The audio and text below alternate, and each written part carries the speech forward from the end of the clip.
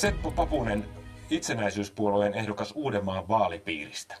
Olit ehdolla myös eurovaaleissa. Ketkä sinua kertoivat äänestäneensä?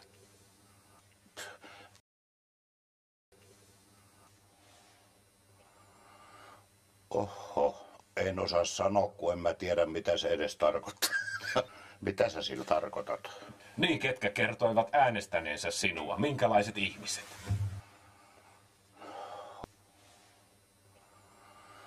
Oho. Eli asiat ovat hyvin juuri nyt. Siis mitä? Ei ne hyvin ole, koska mä olisinkin sitten eduskunnassa puhemies. Ihan älytöntä. Joo. Entä sitten tämä Suomen talouspolitiikka? Ei mitään NATOja. Meillä on aikamoinen kestävyysvaje. Mikä olisi sinun talouslääkkeesi?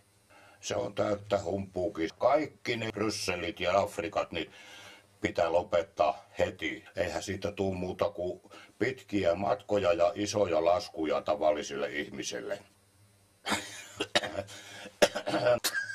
Joo. Sinun eurovaalien esittelyvideotasi taidettiin ladata sieltä aikamoinen määrä. Se on ihan jostain. Joo. Kyllä, kyllä. Erotaan EUsta, erotaan eurosta, ei mitään NATOja.